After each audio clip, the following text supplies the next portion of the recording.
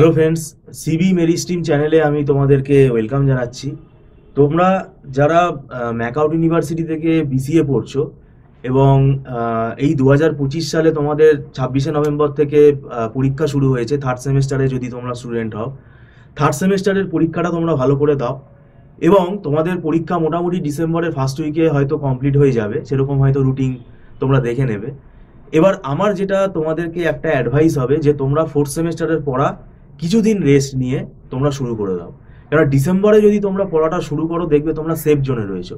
কেননা ফোর্থ সেমিস্টারে তোমাদের 3টে পেপার থাকবে, মানে তোমাদের 4 ইয়ার্স ফরম্যাটে যেটা ওল্ড সিলেবাস। এখন তো ফার্স্ট সেমিস্টার যারা 2025-এ অ্যাডমিশন নিয়েছে তাদের একটা নতুন সিলেবাস এসছে, কিন্তু তোমাদের যে সিলেবাসটা সেখানে তোমাদের সফটওয়্যার ইঞ্জিনিয়ারিং আছে, অপারেটিং সিস্টেম আছে, আর ডেটাবেস ম্যানেজমেন্ট সিস্টেম আছে।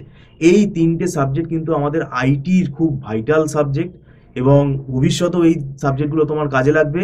আর ডিবিএমএস আর সফটওয়্যার ইঞ্জিনিয়ারিং এই দুটো তোমাদের দেখবে যখন প্রজেক্ট বানাবে, মাইনর প্রজেক্ট মেজর প্রজেক্টেও কিন্তু কাজে লাগবে।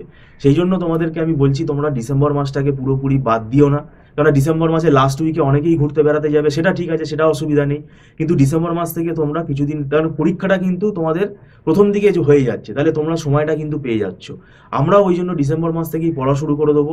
এবং আমাদের দেখবে এই সিলেবাসটা যা আছে, এটা আমার ব্যক্তিগত মতে 8-9 মাসের সিলেবাস, এবং সেটা তোমাকে 3-4-3.5 মাসের মধ্যে পড়তে হবে, তো সেটা কিন্তু চাপ হয়ে যাবে।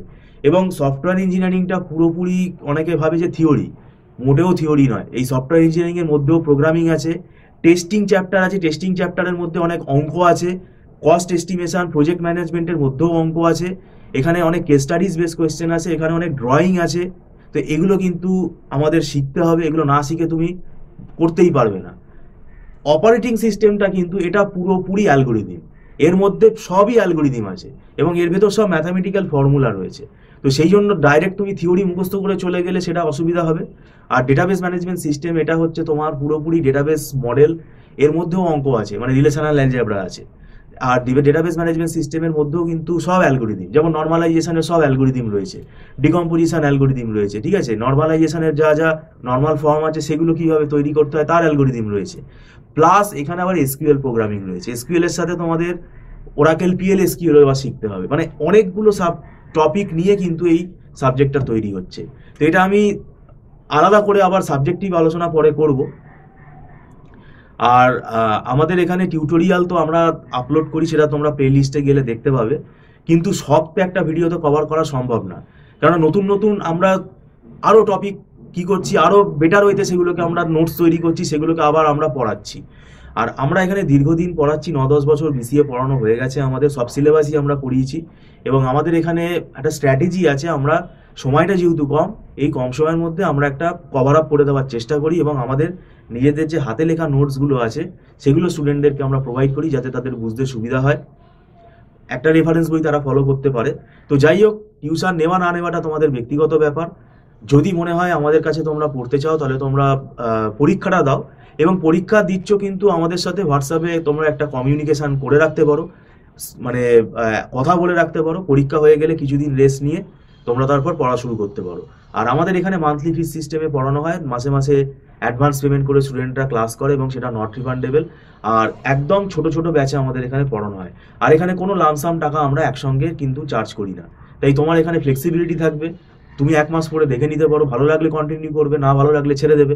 আর একটা বিষয় হচ্ছে, এখানে দেখবে আমাদের মানে একদম ছোট ছোট ব্যাচে আমরা পড়াই, সেক্ষেত্রে ডাইরেক্ট কমিউনিকেশান হয়, মানে ফ্যাকাল্টির সাথে স্টুডেন্টের একদম ডাইরেক্ট কমিউনিকেশান, এবং অনস্পট তার কোনো ডাউট থাকলে সে সেটা ক্লিয়ার করে নিতে পারে। সেই জন্য বলছি, যারা ডিস্ট্রিক্টে থাকো, কলকাতার বাইরে থাকো, তারা অনলাইন ক্লাসটা তাদের ক্ষেত্রে খুব বেনিফিট হবে। আরেকটা বিষয় আমরা বলে রাখলাম, বিসিএ কিন্তু এখন খুব একটা হাই কারিকুলাম, দেখো 4 বছরের কোর্স হয়ে গেছে। তো সেক্ষেত্রে বিটেকও দেখো 4 বছরের কোর্স, তো এখন বিসিএ করেও কিন্তু তুমি একটা ভালো জব পেতে পারো, প্রোভাইডেড তোমার কিন্তু কনসেপ্ট ক্লিয়ার থাকতে হবে। কারণ এই সাবজেক্টগুলো পরবর্তীকালে তুমি পড়ার টাইম পাবে না, পরবর্তীকালে সেমেস্টার হয়ে গেলে তোমাকে মেশিন লার্নিং, ডেটা সায়েন্স এইগুলোর পেছনে ছুটতে হবে, এই জিনিসগুলো আরও জটিল জিনিস এগুলোর থেকে। সেই জন্য এগুলোকে এখন থেকেই তৈরি করে নিতে হবে। সেই জন্য কিন্তু আমি বলছি, এখানে নিজে পড়ো, একা পড়ো, সে ঠিক আছে, কিন্তু কনসেপ্ট ক্লিয়ার করে পড়ো। আর যদি অসুবিধা হয়, পরীক্ষার 2 মাস আগে, 1 মাস আগে টিচারের কাছে না এসে, বরং এখন থেকেই তোমরা সেটা গাইড নিতে পারো, একজন কোনো সিনিয়র ফ্যাকাল্টির গাইড নিতে পারো। যাই হোক, ভিডিওটা সম্পূর্ণ দেখার জন্য তোমাদেরকে আমি ধন্যবাদ জানাচ্ছি। Thank you so much.